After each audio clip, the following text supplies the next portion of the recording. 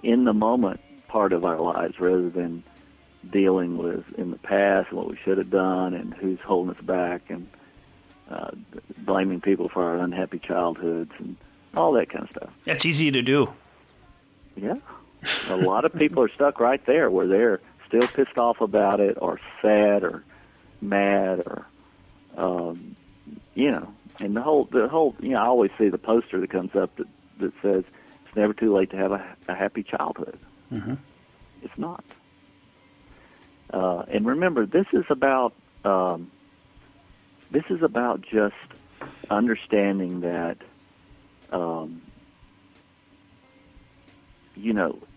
the redemption is a real deal. The conversion experience, from whatever religion you want to talk about it, is a real phenomenon for humanity, for each individual. So the conversion experience is you repent of your ego's extremes, whether it's fearfulness or anger or doing evil, toward other people, whatever it is. You think, okay, that's not going to work. I don't want it to work anymore. I want the juice, the good juice. I want the love. I want the good karma. I want to be a promoter of, a spiritual enlightenment and inspiration and excitement. And, you have to do that. Everybody has, as I said, the ego has some. You can't get to 30 or even to 20 unless you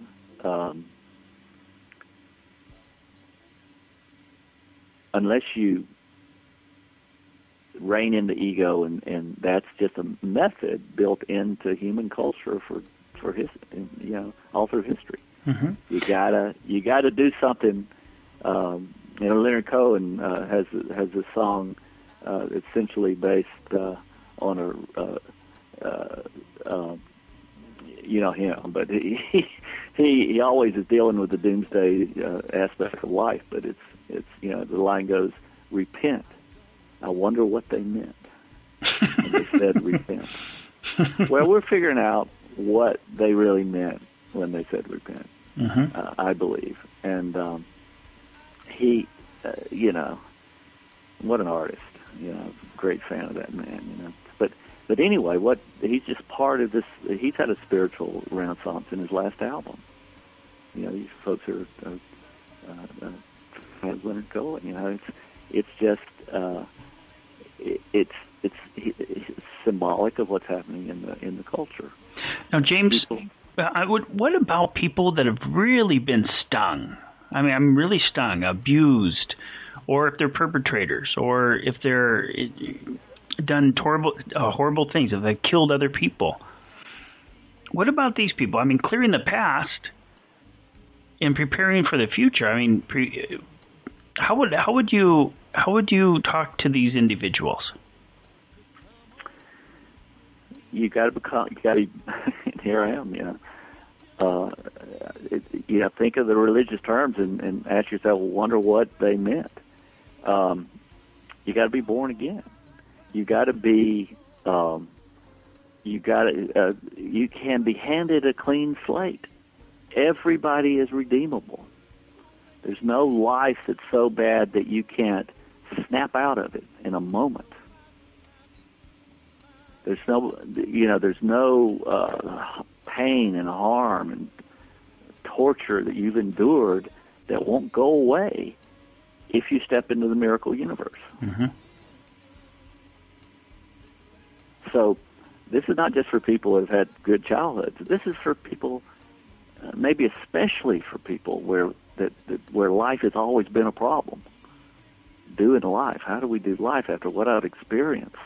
I mean, I started off in my career as a psychotherapist working with severely traumatized adolescents. And we're all severely traumatized adolescents, right? I still am. You can't get through life without things hurting you. Life hurts. because we're not corporally eternal. We lose people. The longer we live, the more people we lose. And but that's part of the design. We come here to shift the reality of this world, and we go back. We're here to, all of us are here to, on mission. So a big part of this insight, this clearing the past, is to clear it for a reason, and that is to remember why we came. Mm-hmm. Everybody has a destiny they can step into in this miracle universe where they can then be free and the world begin to cooperate with them achieving the mission that they came here to enact, or to the truth they brought here to tell. I mean, they came with to tell. So that's what life's about. It's not about all this craziness over here where people are just trying to survive. It's about getting to this point. Okay, so this is not a fluff. This is not a powder puff insight. It starts with the sixth insight, clearing the past and preparing for the future. Starts with a choice and understanding, followed by room for forgiveness. That's right. And I say room because it's nothing to be forced, is it? Yeah. And just like gratitude was the engine of opening up to this, forgiveness is the engine of transcending the ego's hurts. You just got to remember that the ego is just, this sense of self we have of, oh my God, what should I do next? Self. That's the ego. And it has a rightful place because we're talking about all this with our egos. The ego is not to be just done away with. Otherwise, you'd have all these random intuitive guidances you couldn't reality check about. You couldn't figure out a strategy around. The ego is our mindfulness. Here we are. This is happening to us. This happened in the past.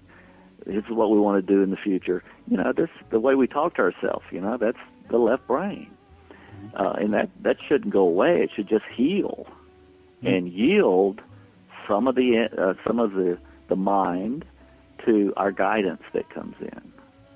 And of course, that's the seventh step. Ooh, but you can't go there yet. Yeah, because I promised you to keep this program down to an hour. And so, but that will lead us to a nice place today, which kind of bridges us up to the next program. Here's what I do. I usually ask my interviewees, James, do you have a message that you would like to deliver to humanity? Well, sure. My prevailing message right now, is get excited. You can mope around and be all afraid of the world that's crashing, but that keeps you in that world that's crashing.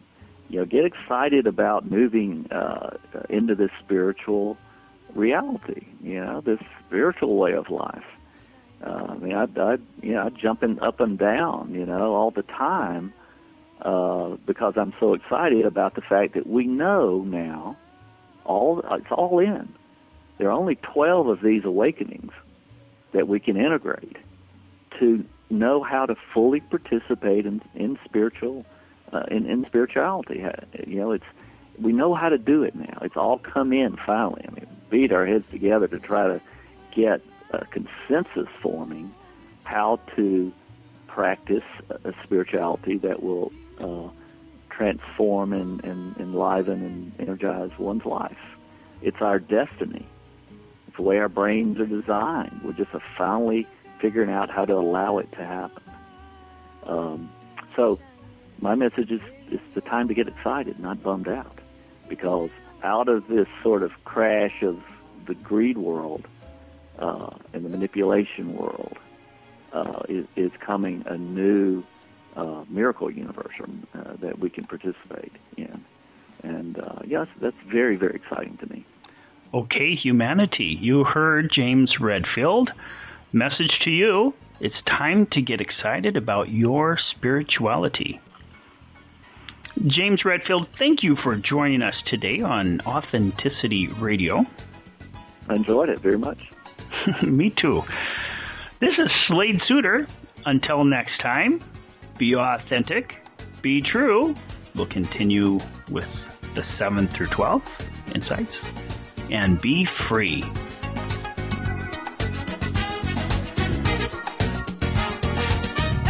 Everybody's got a thing, but some don't know how to handle it.